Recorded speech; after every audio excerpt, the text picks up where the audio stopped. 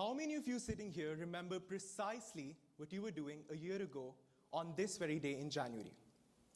While many of you would have been procrastinating a million times before finally deciding to step out in the spine-chilling winds of Canada, I was sitting 7,400 miles away in a city in northern India on my computer trying to finish a million essays on the life story of a simple 18-year-old kid because I was in the middle of what we all famously call the college application process. And while the entirety of my high school experience was largely shaped by this process, which can even take years, this isn't just my story. This is a story I share in common with millions of people across the world, including many of you sitting here in front of me today. And that's because in the past 2 decades, the number of people who pack up their entire lives in 2.5 suitcases and decide to go abroad to create a better life for themselves has increased by a staggering 70%. Let's take a moment and imagine that. 70%. Now you might think, what's wrong with that, right? After all, it's only nice that more and more people want to create a better life for themselves by getting in the leading universities of the world. What on earth can possibly be wrong with that? And this is the part where I come in and I tell you that you're right. Congratulations. You're absolutely right. There's nothing wrong with somebody's aspiration of getting admitted into the leading universities of the world. But think about it. There's everything wrong with the mountains we are ready to push and the strings we are ready to pull to finally somehow fit in the square boxes of being this stereotypical prodigy who has either cured cancer or survived a World War II, finally be considered interesting enough to get into the college of their choice.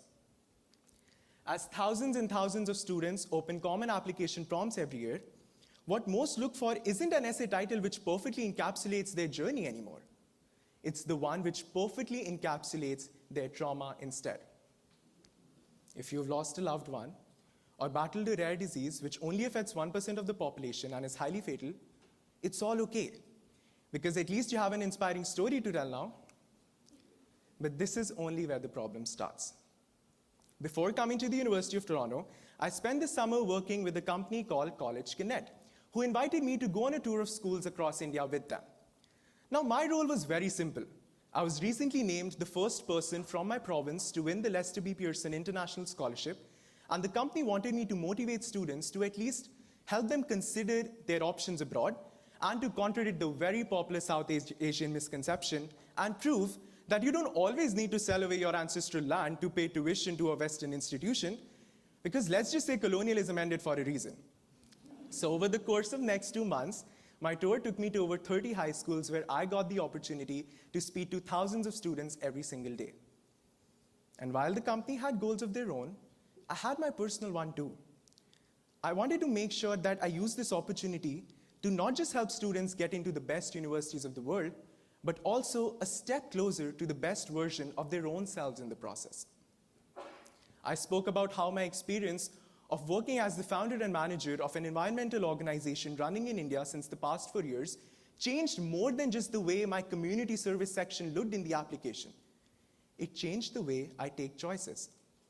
I spoke about how chairing Model UN conferences helped me find my passion and purpose in life, not just helped me find another activity to list.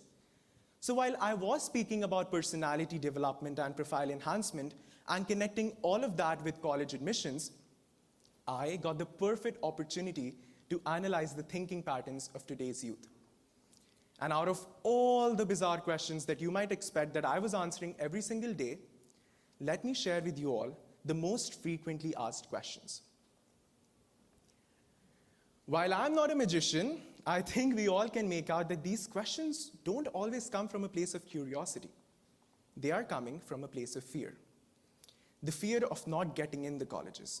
Because today we live in a world where the idea of a university acceptance is so overly glamorized that we are ready to construct the entire trajectory of our lives based on the decision of an admissions officer we have never met and will probably never meet. The one question that intrigued me the most was, oh, now that you're in a top 30 school, how does it feel to have your whole life sorted? And now that I've completed my first semester here, you have no idea how much I want to go back and ask those students, What part of studying political science would make you think I have no problems in life? But this is what thousands and thousands of applicants genuinely believe as they submit their applications to the Ivy League or any leading university for that matter. And while college admissions remain very strict around plagiarism, the shocking truth today is that if you walk out of this theater right now, you can hire a consultant who is even willing to write your essays for you. These essays talk about your life, your journey, your challenges, and your growth. What's even worse is how companies help students fake their entire profiles by adding a bunch of internships and projects they have never done and have absolutely no value in the student's growth. But unfortunately, growth is not a priority anymore. Because as long as it helps, people are willing to pay thousands of dollars to make sure that their application stands out, even if they have to overlook their own moral ground. And it's because of the excess romanticism that's present all around us. From the very cool Blair Waldorf, who goes to Yale, to the hidden smartness of Elle Woods, who goes to Harvard Law, like it's hard, this romanticism is present all around us. And while you might think that a college application is the only time when you are capitalized, think about it. Is a college application really the only time when we are capitalized on our fears? And who benefits from it? It's not the student. It's certainly not the parents. And surprisingly so, it's not even the colleges. Well, if you haven't already guessed, it looks something like this. And they are called the consultancy services for college admissions. And while you might think that these consultancy services really help the students, what they really do is that they turn an aid into and compensate them into the actual application. And this is the problem. While I'm standing here, I'm not here to tell anybody that an industry is necessarily unethical. It becomes unethical the minute we decide that it can be. And that is the problem.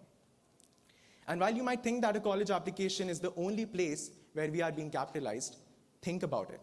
Is it really the only place where we are capitalized? No. From irrational conflicts to endless wars on religious grounds, to us constantly accepting disrespect again and again and again, to somehow make that relationship work or that friendship work. Whether it's a common application or life in general, we are capitalized on our fears all the time, irregardless of whether we decide to pay in money, time, our energy, or love. Because if you think that the fear of not getting in a good college is the last one, let me tell you, you're wrong.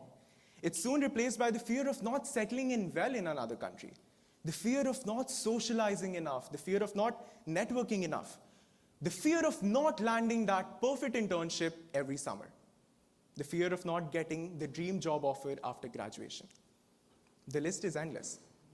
And that's why we need to realize that the decision to pack your entire lives in 2.5 suitcases should not and is not the only determinant of what success looks like, simply because a consultant convinces you it is. If I were to go back and speak to all of those students again, I would tell them that while getting in a top 30 school doesn't necessarily sort out your life, it surely does change it. Change is a universal experience that you and I both collectively go through. But whether it's for better or for worse, it's your own personal one, and mine too. One semester in, if there's one thing that I've realized, is that the only reason why I am able to get out of my dorm bed and explore all what U of T has to offer, from working in clubs to research and to speaking at TEDx U of T, is because I belong here. It's because my life story and journey aligns with U of T. Definitely not because I cured cancer when I was 13 or survived a world war back in India. It's because I was fortunate enough to not believe that my story isn't special, that my story needs to be written by somebody else.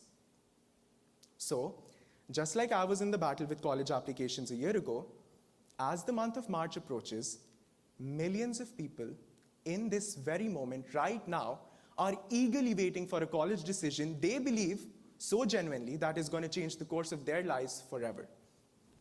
So if you're watching, my question to you is very simple. Where do you draw the line?